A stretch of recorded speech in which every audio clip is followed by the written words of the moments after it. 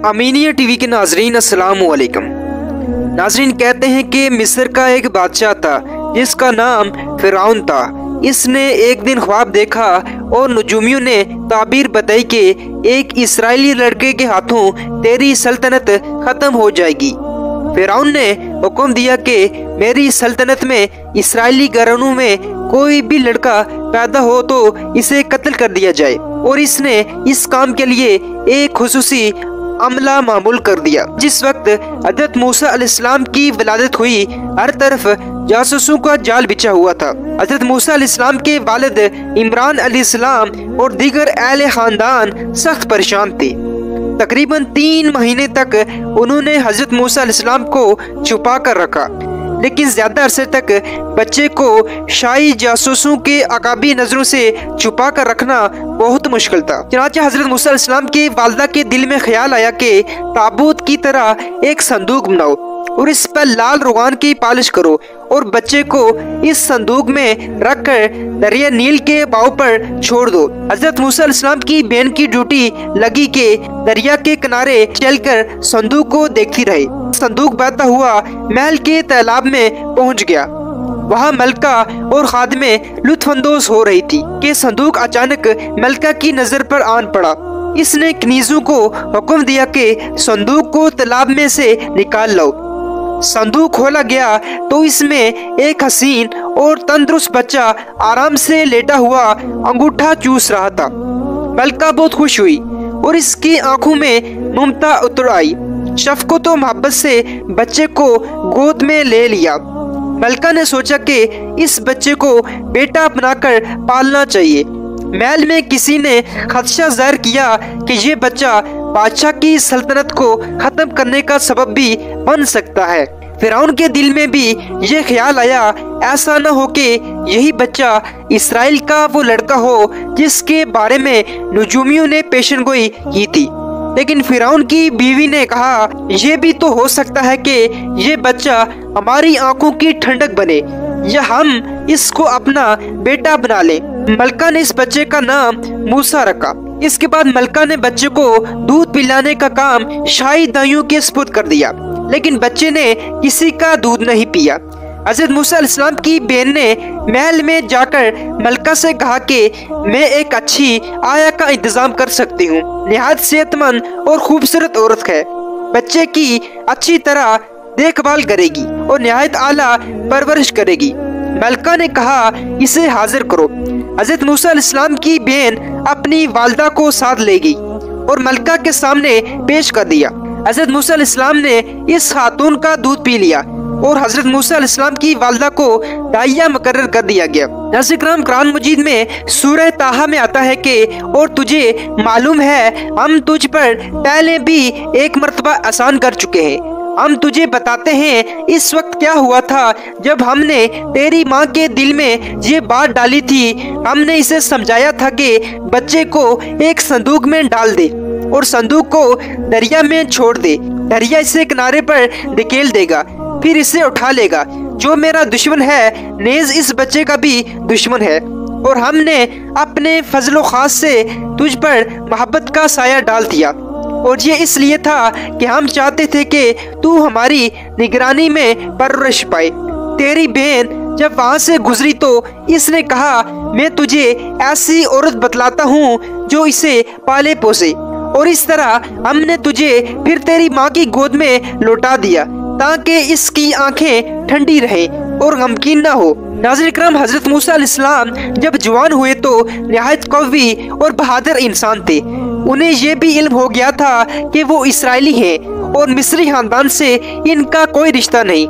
हज़रत मूसा अलैहिस्सलाम ने जब देखा कि इसराइली निहायत जिल्लत और रुसवाई और गुलामी की जिंदगी बसर कर रहे हैं और फिरौन के अमाल इन पर सख्त मजालिम ढाते हैं, तो इनके तमाम हमदर्दियां बनी इसराइल के साथ हो गई। नाज़रीन, हज़रत मूसा अलैहिस्सलाम एक दफा कहीं जा रहे थे कि देखा कि एक मिस्री एक इसराइल को बिगाड़ के लिए घसीट रहा है। हज़रत मूसा अलैहिस्सलाम को देखकर इसराइली ने मदद के लिए पुकारा।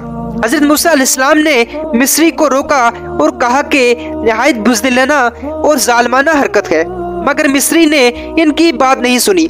حضرت موسیٰ علیہ السلام نے مصری کے سر پر ایک تماچا رسید کیا۔ مصری شخص اس تماچے کو برداشت نہ کر سکا اور مر گیا۔ حضرت موسیٰ علیہ السلام کا ارادہ اسے قتل کرنے کا نہیں تھا، اور افسوس و ندامت کے ساتھ اللہ سے کہا، اللہ تعالیٰ جو کچھ بھی ہوا نادانی میں ہوا، میں تجھ سے مغفرت کا طلبگار ہوں۔ اللہ تعالیٰ نے ان کی غلطی معاف کر دی۔ اس کے بعد ناظرین، دن دہاڑے مصری کے قتل کی خبر جنگل میں آگ کی طرح پھیل گئی اور قاتل کی تلاش شروع ہو گئی۔ دوسرے دن پھر حضرت موسیٰ علیہ السلام نے اسی اسرائیلی اور ایک مصری کو دستے گریباں دیکھا۔ اسرائیلی نے آپ کو دیکھ کر پھر مدد کے لیے فریاد کی۔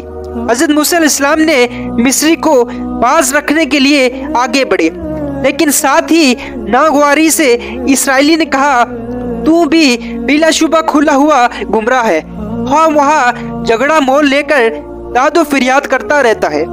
اسرائیلی ڈر گیا اور سمجھا موسیٰ مجھے مار دیں گے۔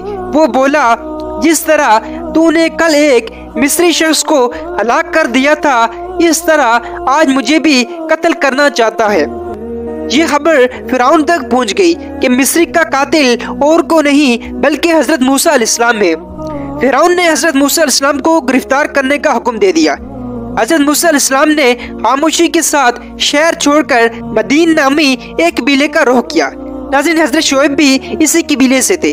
وہاں پہنچ کر حضرت موسیٰ علیہ السلام نے دیکھا کہ ایک کنویں پر پانی پینے کے لیے جانوروں اور آدمیوں کی بھیڑ لگی ہوئی ہے۔ دو لڑکیاں اپنے جانور لیے دور کھڑی ہیں۔ گویا حضرت موسیٰ علیہ السلام نے ان سے پوچھا کہ تم یہاں کیوں کھڑی ہو؟ لڑکیوں نے بتایا کہ ہم کمزور ہیں، یہ طاقتور ہیں، زبردستی ہمیں پیچھے ہٹا دیتے ہیں۔ ہمارے والد بہت بوڑھے ہیں اور وہ ان سے لڑ نہیں سکتے۔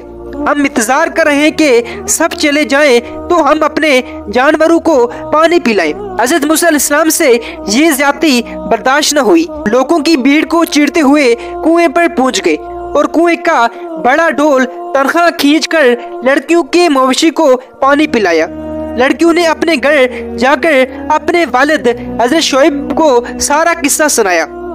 حضرت شعیب نے حضرت موسیٰ علیہ السلام کو اپنے پاس بلایا اور آپ کی خاطر تواضع کی اور حالات پوچھے۔ پیدائش سے لے کر مدین پہنچنے تک کے تمام واقعات سننے کے بعد حضرت شعیب علیہ السلام نے فرمایا، خدا کا شکر ادا کرو کہ تمہیں ان ظالموں سے نجات مل گئی۔